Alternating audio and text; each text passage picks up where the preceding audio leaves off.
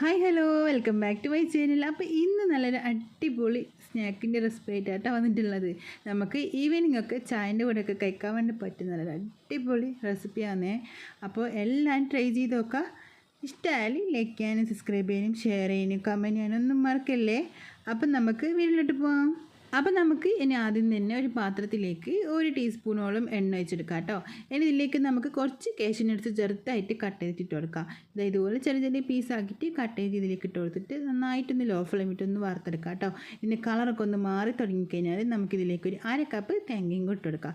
ഇപ്പോൾ ഇതിൻ്റെ കളറൊക്കെ മാറി വന്നിട്ടുണ്ട്. നമുക്ക് ഇതിലേക്ക് 1/2 കപ്പ് തേങ്ങയും ഇട്ട് കൊടുക്കാം കേട്ടോ.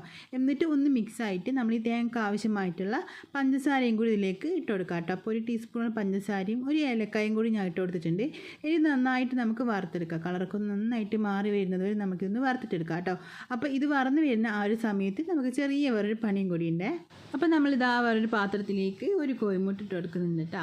അത് നന്നായിട്ട് മിക്സ് ആക്കിയിട്ട് എടുക്കുക. ഈ ഒരു മുട്ടയിലേക്ക് നമ്മൾ ഒന്നും ചേർത്ത് കൊടുക്കുന്നില്ല. ഇതുപോലെ തന്നെ നന്നായിട്ട് മിക്സ് ആക്കിയിട്ട് നമുക്കൊരു സൈഡിലേക്ക് മാറ്റി വെക്കാം. ഇനി നമുക്ക് വേറൊരു പാത്രത്തിലേക്ക് ഇതുപോലെ തന്നെ ഒരു മുട്ടയും കൂടി ഇട്ട് കൊടുക്കാം കേട്ടോ. ഇതിലേക്ക് നമുക്ക് മധുരത്തിന് ആവശ്യമായിട്ടുള്ള പഞ്ചസാര ഇട്ട് കൊടുക്കാം. 1 ടീസ്പൂൺ പഞ്ചസാരയും ഒരു തുള്ളി വാനില എസൻസും ഇട്ട് കൊടുത്തിട്ടുണ്ട് കേട്ടോ. നന്നായിട്ട് മിക്സ് ആക്കി എടുക്കാം. ഇനി നിങ്ങളുടെ കയ്യിൽ വാനില എസൻസ് ഇല്ലെങ്കിൽ പ്രശ്നമൊന്നുമില്ല കേട്ടോ. നമുക്ക് കുറച്ച് ഏലക്കായ പൊടി ചേർത്ത് കൊടുത്താൽ മതിയേ. നന്നായിട്ട് മിക്സ് ആക്കിയിട്ട് ഇതുപോലെ ഒരു സൈഡിലേക്ക് നമുക്ക് ഇതും കൂടി മാറ്റി വെക്കാം. അപ്പോൾ ഈ ഒരു സമയം കൊണ്ട് നമ്മൾ തേങ്ങയൊക്കെ നന്നായിട്ട് വറന്നു വന്നിട്ടുണ്ട്. ഈ രീതിക്ക് ആയാൽ മതി. ഒരുപാട് അങ്ങ് കളർന്ന് മാറ്റിയെടുക്കണ്ട കേട്ടോ. ഇനി നമുക്ക് ഫ്ലെയിം അങ്ങ് ഓഫ് ചെയ്ത് കൊടുക്കാം. അപ്പോൾ നമ്മൾ ആദ്യം മിക്സാക്കി വെച്ചിട്ടുള്ള ആ ഒരു മുട്ട ഉണ്ടല്ലോ, നമ്മൾ പഞ്ചസാരയൊന്നും ചേർക്കാതിരുന്നത്, ആ ഒരു മുട്ടയിലേക്ക് നമ്മൾ ഈ തേങ്ങയും കൂട്ടി കൊടുത്തിട്ട് ഒന്നും കൂടി നന്നായിട്ടൊന്ന് മിക്സാക്കിയിട്ട് ഇതൊരു സൈഡിലേക്ക് നമുക്ക് മാറ്റി വെക്കാം കേട്ടോ. ഇതുപോലെ നന്നായിട്ട് മിക്സാക്കിയിട്ട് എടുക്കാം. നമ്മളെ മുട്ടയൊക്കെ ഈ തേങ്ങയിൽ നന്നായിട്ട് പിടിച്ച് വരുന്നുണ്ട്. ഇതുപോലെ ഇങ്ങനെ മിക്സാക്കിയിട്ട് ഇതൊരു സൈഡിലേക്ക് നമുക്ക് മാറ്റി വെക്കാം.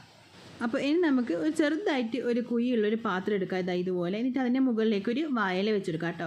അപ്പോൾ ആദ്യം ഒന്ന് വാഴയില നമുക്കിതൊന്ന് വാട്ടിയെടുക്കണം. ഈ ഒരു ചൂടിൽ വാഴയില നന്നായിട്ടൊന്ന് വാടി കിട്ടിയതിന് ശേഷം നമുക്കൊരു സ്പൂൺ വെച്ചിട്ട് ഈ വാഴയിലിനെ നമ്മൾ ഈ ഒരു പാത്രത്തിലേക്ക് ഇതുപോലെ ഇങ്ങനെ ആക്കി കൊടുക്കാം കേട്ടോ.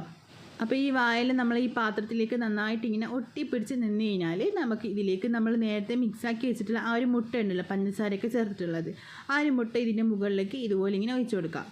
അപ്പോൾ ഇനി നമുക്ക് ഇതിലേക്ക് നമ്മൾ നേരത്തെ ഉണ്ടാക്കി വെച്ചിട്ടുള്ള ആ ഒരു തേങ്ങയുടെയും മുട്ടയുടെ ഒക്കെ ഒരു മിക്സ് ഉണ്ടല്ലോ, അതും കൂടി ഇതിൻ്റെ മുകളിലേക്ക് ഇതുപോലെ ഇങ്ങനെ വെച്ച് കൊടുക്കുക. അപ്പം നമ്മളിത് വെക്കുന്ന സമയത്ത് നമ്മൾ ഇലക്ക് എവിടെയെങ്കിലും ഒരു കീറൊക്കെ ഇതുപോലെ പറ്റിയിട്ടുണ്ടെങ്കിൽ അതൊന്ന് സെറ്റാക്കി വെക്കുക കേട്ടോ. ആ ഇലയൊക്കെ ഒന്ന് ശരിയാക്കി കൊടുക്കുക. ഇനി എല്ലാം കുറച്ചൊക്കെ പുറത്തേക്ക് പോയാലും കുഴപ്പമൊന്നുമില്ല കേട്ടോ. അപ്പോൾ ഇതുപോലെ ഇതുപോലെ ഇങ്ങനെ മസാലയ്ക്ക് ഇതിൻ്റെ മുകളിലേക്ക് വെച്ച് കൊടുത്തതിന് ശേഷം നമുക്ക് ഇതിൻ്റെ സൈഡ് ഭാഗം ഒന്ന് മടക്കി കൊടുക്കാം. എന്നിട്ട് ഇതിൻ്റെ മുകളിലേക്ക് ഒരു സ്പൂൺ വെച്ചിട്ട് ഇതുപോലെ ഇങ്ങനെ ഒന്ന് പ്രസ്സാക്കി കൊടുക്കാം കേട്ടോ. അപ്പോൾ ആ ഒരു വാഴയില അവിടെ അങ്ങ് നിന്നോളും. ഇനി നമുക്കിതൊന്ന് അടച്ച് വെക്കാം കേട്ടോ. ഒരു മിനിറ്റോളം നമുക്ക് ലോ ഫ്ലെയിമിൽ ഇതൊന്ന് ഇട്ട് കൊടുക്കാം. ആ ഒരു സമയം കൊണ്ട് തന്നെ ഇതിന് ഒരു ഭാഗം നന്നായിട്ട് കുക്കായിട്ട് കിട്ടിക്കോളും. ഇനി നമുക്ക് ഇതൊന്ന് തിരിച്ചിട്ട് കൊടുക്കാം കേട്ടോ. വാഴയില തന്നെ വെച്ചിട്ട് ഇതുപോലെ ഇങ്ങനെ തിരിച്ചിട്ട് കൊടുക്കാം. എന്നിട്ട് ഇനി അടച്ച് വെക്കേണ്ട ആവശ്യമൊന്നുമില്ല. കുറച്ച് സമയം വെച്ചാൽ മതി കേട്ടോ. ആ ഒരു സമയം കൊണ്ട് തന്നെ നന്നായിട്ട് ഇതുപോലെ ഇങ്ങനെ പൊങ്ങി വരും. പൊങ്ങി വന്ന് നമുക്കിതൊരു പാത്രത്തിലേക്ക് മാറ്റി കൊടുക്കാം. ഇപ്പോൾ ഉൾഭാഗമൊക്കെ നന്നായിട്ട് കുക്കായിട്ട് പൊങ്ങി വന്നിട്ടുണ്ട്. നമുക്ക് വേറൊരു പാത്രത്തിലേക്ക് ഇത് മാറ്റി കൊടുക്കാം കേട്ടോ. അപ്പോൾ ഇത് നല്ല ഹെൽത്തി ആൻഡ് ടേസ്റ്റി ആയിട്ടുള്ള അടിപൊളിയായിട്ടുള്ള റെസിപ്പി റെഡി ആയിട്ടുണ്ട് കേട്ടോ. ഒരുപാട് സമയം എടുക്കാതെ ഒരുപാട് സാധനങ്ങളൊന്നും ഇല്ലാതെ നമുക്ക് പെട്ടെന്ന് തന്നെ ചെയ്തെടുക്കാൻ വേണ്ടി പറ്റുന്ന ഒരു അടിപൊളി റെസിപ്പി ആട്ടോ ഇത്. അപ്പോൾ നല്ല വാഴയിൽ ചുട്ടെടുത്ത് നമ്മൾ അടിപൊളിയായിട്ടുള്ള മുട്ട കൊണ്ടുള്ള അട റെഡി ആയിട്ടുണ്ട്. അപ്പോൾ എല്ലാവരും ഇതുപോലെ ഒന്ന് ട്രൈ ചെയ്ത് നോക്കുക. ഉറപ്പായും നിങ്ങൾക്കിത് ഒരുപാട് ഇഷ്ടപ്പെട്ടു. നമ്മൾ സാധാരണ ഉണ്ടാക്കുന്ന അടനേക്കാളും നല്ല ടേസ്റ്റ് ആട്ടോ ഇത് കഴിക്കാൻ വേണ്ടിയിട്ട്. അപ്പോൾ ഇതുപോലെ ഒന്ന് ട്രൈ ചെയ്ത് നോക്കുക. ഇഷ്ടമായാൽ ലൈക്ക് ചെയ്യാനും സബ്സ്ക്രൈബ് ചെയ്യാനും ഷെയർ ചെയ്യാനും കമൻറ്റ് ചെയ്യാനും ഒന്നും മറക്കല്ലേ. അപ്പം നമുക്ക് മറ്റൊരു വീഡിയോ പിന്നെ കാണാം. ബൈ. Thank you.